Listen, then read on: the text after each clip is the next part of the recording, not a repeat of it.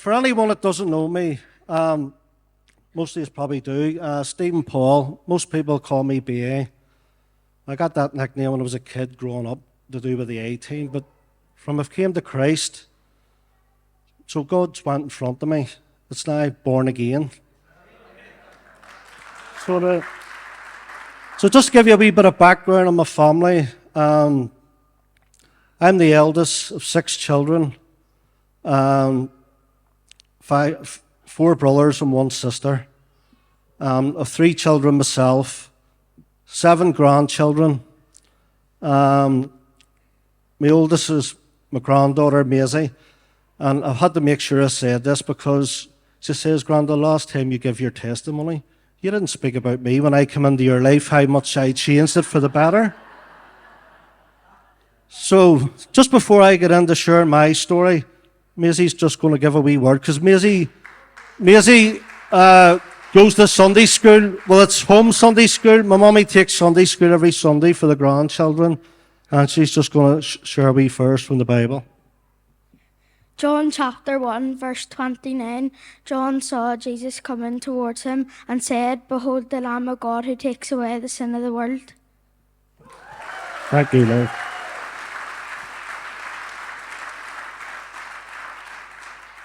So, I've 52 years coming here in January. I've always lived on the Shankill all my life. So the early part of my childhood was Sugarfield Street, and it was just, obviously it was during the Troubles and stuff, but when you're a kid, you don't realise the things that's going on around you. You just sort of get on with life, football and all those kind of things. So that was kind of the early part of my childhood, and growing up there, just at the Peace Line and stuff, not far from here. You were out ratting and all, and that's the kind of things we just done then. But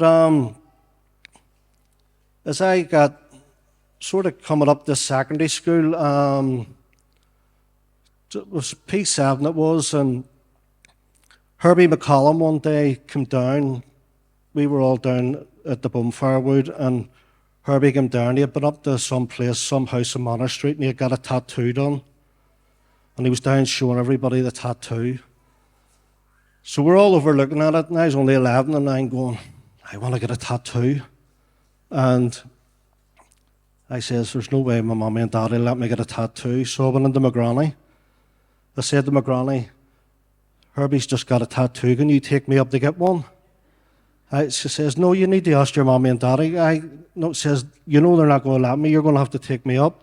So away we went anyway, Herbie, my granny and me, we wandered away up. I was away up Manor Street, so we wandered up. It was Julian was doing them from the house at the time, and I went in, and he turned the machine on. Here we are, I'm not getting one. Here's me, there's no way I'm getting one here. And she says, you've walked me all this way, and you're not going to get a tattoo? She says, I'll get one first. I says, right, if you get one, I'll definitely get one. So I says, what are you going to get? She says, I'm going to get a UDA badge in my arm. So my granny got a UDA badge, and I got like a wee red devil for Man United, because I'd always supported Man United. I know I was going to get a few boos, but I've got some United supporters in here, so you can direct this at Gary. So I was kind of in early stages, and then just sort of when we got to that age, Mum and Dad got a house down in Malvern Way, down the Shankill Estate. So that's kind of where we moved to. But we're always back and forward, up and down, and out of my granny's shop and stuff. My granny had a wee shop there at just the corner of Canmore Street, where when you went about the Shankill, you'd have seen everybody in shell tracksuits, you'd have seen everybody in duffel coats. You knew they'd been to Aggie's shop because she let you pay the stuff off and tick. And that's the way it was. So I went up and sat there, and you got to meet a lot of people in the shop and stuff. I'd met Joanne. I knew Joanne run about with 2 of my cousins, and 2, Catherine and Nicky, had lived down in Sugarfield Street. I was about 12. Joanne was about 11, and we'd all actually went to the zoo one day.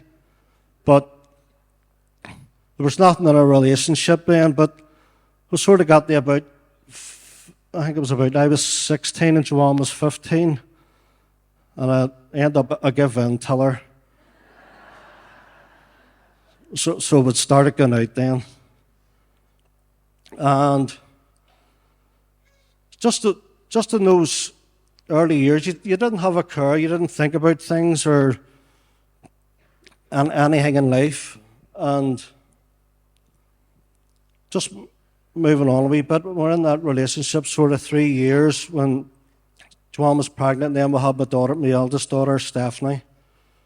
A couple of months later, we got our own house down in Boundary Way. So we'd moved into our own house and stuff, and I was always involved with, even when I went to the summer schemes and all in the youth club, I was always involved with trying to help out and with the leadership and stuff, even in the summer schemes, even back when I was young. And it was summer of 1993 was a big sort of turning point in our lives, because it was at the end of Trip summer scheme. I hadn't actually went away that day. I was down at the bottom of Malvern Way, just standing about at the corner as we done. And there was 2 coaches went away with a summer scheme, and then just as one of the coaches came back, I'd seen a few coming up and saying that there was an accident, your brother was in an accident and stuff, but then I'd seen the police going to my mum's house. So I'd run up to the house. What had happened was the coach that they were on had parked on the opposite side of the carriageway and ran. A couple of kids got off the bus. Ran was only 9 at this time, and got off the bus and run out in front of the bus. Ran got hit by a number of cars down the road in the carriageway, and he was in a real bad way. A lot of broken bones, brain damage, and they didn't think Ryan was going to do. That's all they kept saying. He was on life support, so he'd been on life support for a number of months, but my mummy's uncle, Eddie McGill, was always up in the hospital with him and praying over Ryan. And even at the later stages when the doctors and stuff never give Ryan any hope of surviving or coming round again, Eddie just kept praying for him. And lo and behold, thank the Lord, 3 months, Ryan woken up out of the coma. And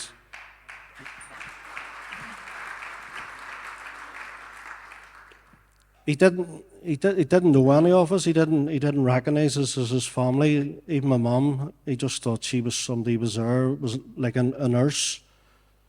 The only thing he didn't know was this woman, Dolly Parton. And we've been tortured with it ever since, because my mum made the mistake when he was in the coma. It was that song, I Will Always Love You. So she would always had the headphones on him while he was in the coma. And she was playing I Will Always Love You from Dolly Parton. He's obsessed with Dolly Parton.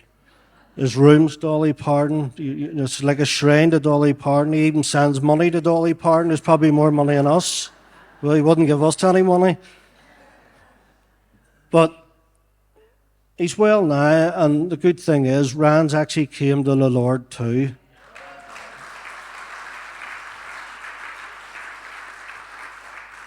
A lot of things from the accident we still pray over, because Rand has 7 tumours or something in his brain, and they can't do any operations on it because of all the damage he's already had, scar tissue and stuff. But God can work miracles, and we just keep praying on that.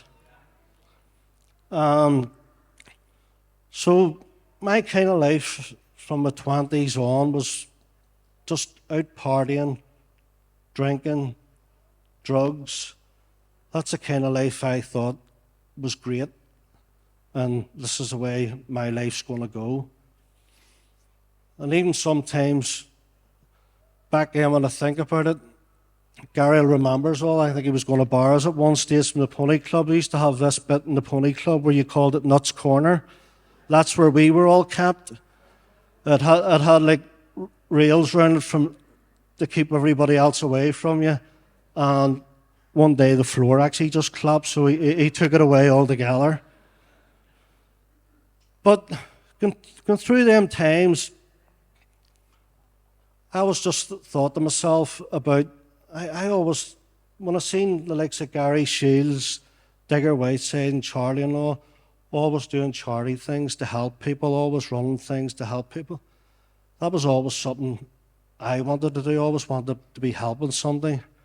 And because God gave us two hands, one to help ourselves and one to help others. So after a few years with Rand's accident and stuff, my mum and dad had to move home from Malvern Way. They had to move to Bangor. And so at this time we were planning for our wedding as well. Me and Joanne were to get married that following year. So Mum, Dad had to move down to Bangor. And while they were down in Bangor, we'd get married on 14th of June 1997. I think Gary and Sharon and all were at the wedding, and it was probably not like a wedding. It was probably like one of those nights you go to Haggerty's or something. You know, that's what it ended up like. It was completely mad, but when you think of it. But so after the wedding and stuff, we'd went away on our honeymoon.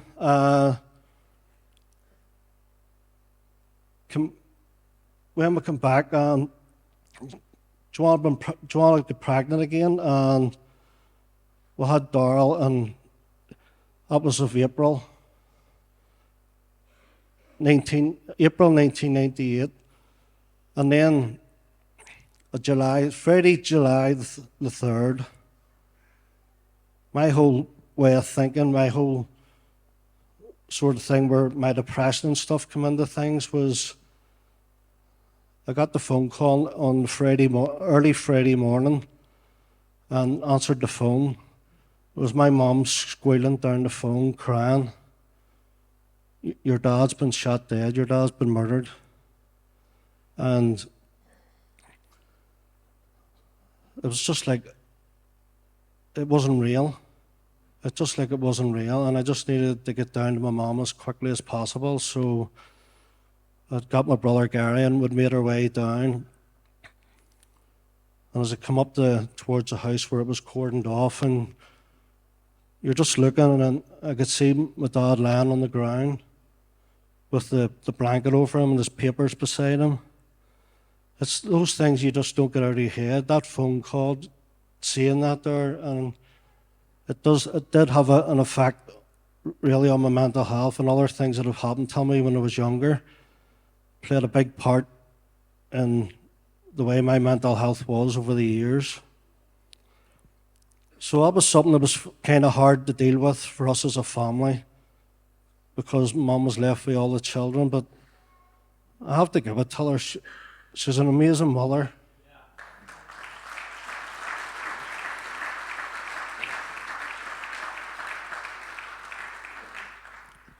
She's been through so much in her life. And I love you from the bottom of my heart for all you do for all of us.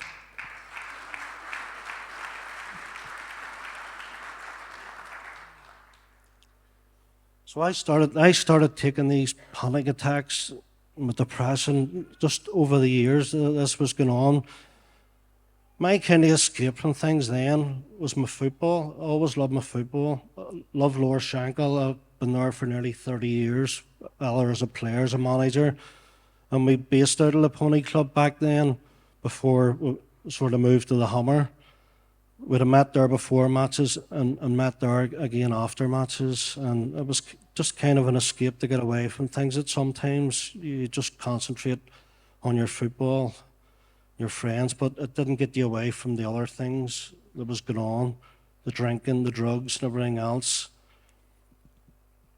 Then the youngest was born, Ricky Lee, and Darrell was a bit of a nightmare growing up when he was young. And Boneyard can tell you, because Boneyard used to taxi him to school, and he used to have to sing songs. Boneyard used to have to sing songs to him, or else he was beating him over the head with dinosaurs and all, going to school. So Jackie, he's here today, and another one, I'll speak about it later. Jackie and Jacqueline were going down to the caravan, and they says, because Ricky was only a couple of months old at the time, she said, like, Jackie phone says, look, we'll take Darrell down, give us a wee bit of a break. I said, no, I'm not too sure about Darrell going down with us, no. Says, look, he'll be all right. So the way they went anyway, he wasn't away 2 hours, Jackie phones. And Jackie was actually crying on the phone. I says, Jackie, what's wrong? Are you trying to wind me up here? He says, no, he says, I nearly lost Darrell today. I says, what do you mean? He says, well, him and Nathan stole 2 canoes from another caravan, and they went out in the water. Darrell got into a canoe with a hole in it. And they got that far out. The canoe went down. Darrell came out of it. Now, Darrell was only 8 years of age at the time. Couldn't swim, and he was carrying a bit of weight. So he was that far out. Jackie says, Stephen, I couldn't even get out to him. He was that far away, I couldn't get out to him. He was out of the canoe, and he was out for, I don't know how long it was, maybe 8 to 10 minutes, but one of the other guys that was in the caravan site risked his own life to get out to him, and he eventually got out to him. The helicopter was up, everything was out to try and to rescue him, but I says, Jackie, where is he now? He says, he's eating a fish supper. I says, what? So when we sort of spoke to Darrell about it, I says, you couldn't swim or nothing. How were you able to stay up in that water for so long? He says, every time I went under, it was as if somebody was grabbing my ankles and lifting me back up. And I believe then, when I think back now, because back then when we talked about it and stuff and things like that, that's not something I would have thought of then. But now when I look at it, that was God. To me, that was God. So just kind of fast forward a wee bit here, because I know time and stuff. So say I'd always been involved in things happening in the community and stuff, and everybody remembers the kind of lockdown. We all remember the lockdown and everything else. So I don't think there was nobody that was playing online bingo or whatever it was. I think everybody was doing these online bingo things. So me and Pigeon decided to do a 100-mile challenge for the Children's Hospice, because a lot of charities were struggling at the time with funding and stuff. So we decided to do 3 mile every day. We would start at the start of June. And we called ourselves, instead of 88, the 2 fat ladies, we were the 2 fat lads. We've tried to get a bit of weight off us too while we were doing it. So as we were doing these 3 mile walks, it was coming till around about the end of June, and we'd started bumping into Boneyard and all, a few other ones, and we'd actually we decided to meet up and stuff and do the walks together. So we started walking together, but some of these walks we were on, Pigeon was always one for asking questions and everything else, but he started always asking Boneyard questions about God and about, I don't know where he was trying to catch him out or what he was doing, but Boneyard always had the answers for him. But then one day he says, well, in fact, the 2 used to come down to church. So I took up the invitation to come down. I was a wee bit apprehensive about coming down. I didn't know what to expect. But from the first minute I walked through these doors, I was welcomed with open arms. And I can honestly say this, all my brothers and sisters in the church, the support and everything they've give me and other people has been nothing but amazing over these past few years. So I took up the invitation anyway, and I came down for first week, and it's probably like some of you just sitting here today that hasn't been in here before, and I just thought everything was amazing about it, but I didn't know God. I didn't know anything about Him. So this went on for a couple of weeks, and then I think it was about the third week. It was Sunday the 9th of August. When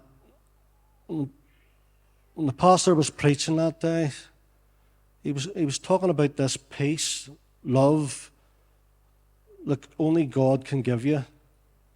And this is where I said to myself, this is what I'm missing from my life all this time. This is where the void is in my life. And that day, I decided to give my life to the Lord.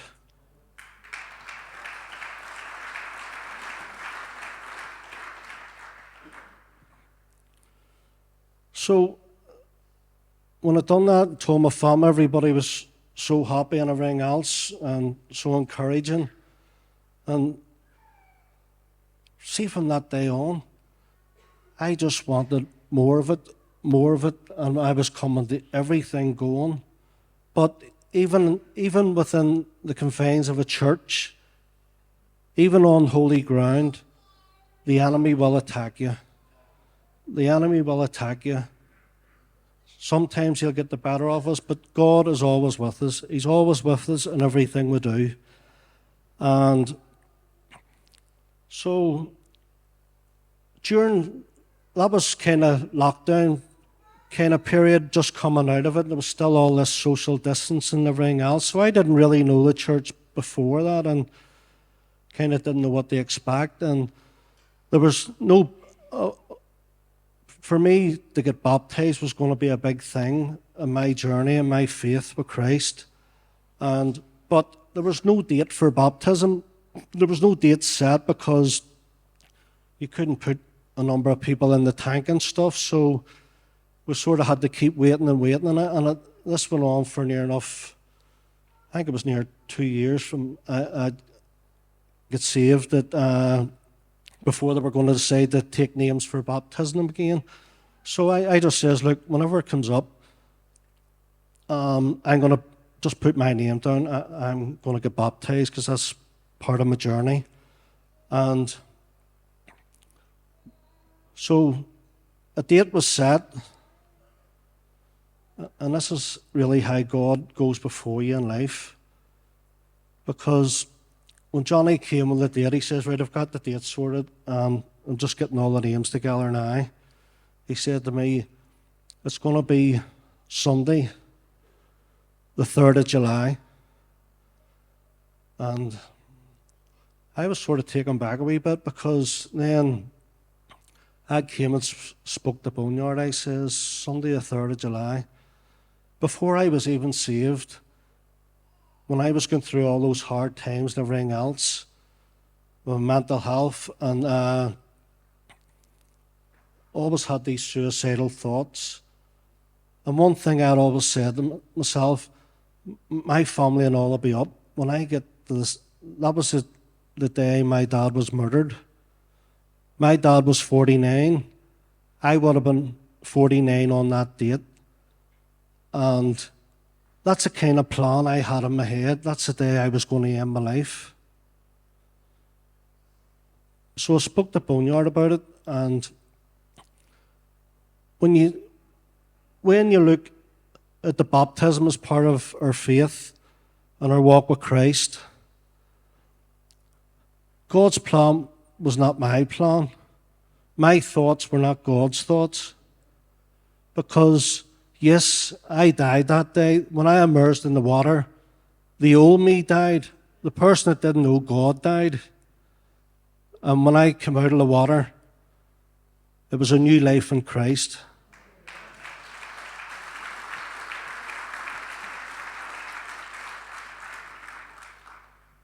I'm just going to read a wee scripture here on that there. Isaiah 55, verse 8 and 9. For my thoughts are not your thoughts, neither are your ways my ways, saith the Lord. For as the heavens are higher than the earth, so are my ways higher than your ways, and my thoughts than your thoughts. God went before me, way before I even knew him, and had a plan for me. He took my life in a different direction altogether. I stand before you today here, not because of my own strength, but because of the grace of God. He has lifted me when I was down and broken and given me a purpose, and I am forever grateful for his mercy. Just give me a few more minutes just to finish here. And as I say, after the baptism again, everything was going well. I had a real struggle at the end of sort of 23, getting into 24. My son was on the streets. His addiction was getting worse. Even times I've had to resuscitate him. And there was a lot of other things going on in my life, and I was just starting to get really, really depressed again and going down. And what I had done wrong was I didn't look to God. I didn't look to God for the strength, for the way, for the hope. I just thought I could do it myself. And for a number of months, I'd stopped coming to church. I'd locked myself away from everybody.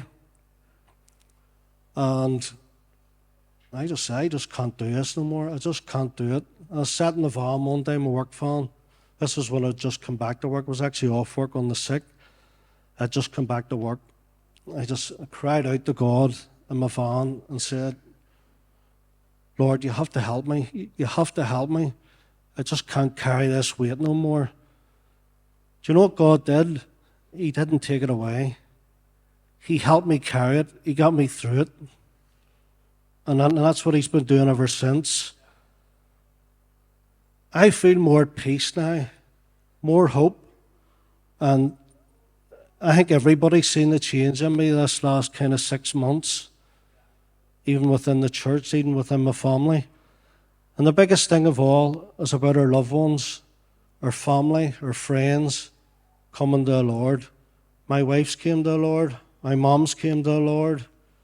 My brother-in-law, my nephew, from I've got saved. So God is working in their lives. So he is, and he can do it for you too. So just as a finish, a new year's coming up, a new year. What about a new beginning with Christ? That's what we all should be looking for. I just want to leave you with this one message as a close. If you can just imagine a table as far as the eyes can see. Just imagine it.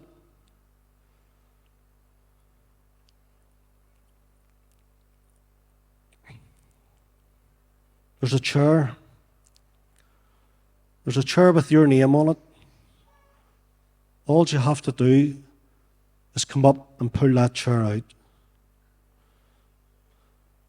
Because if it had been for my sins or your sins, Jesus would have died on that cross. So just imagine gathering up all your belongings, all your junk, all your troubles, all your worries, leaving them at the foot of the cross, leaving them on this table. If God can save my life, he can save yours too. Thank you.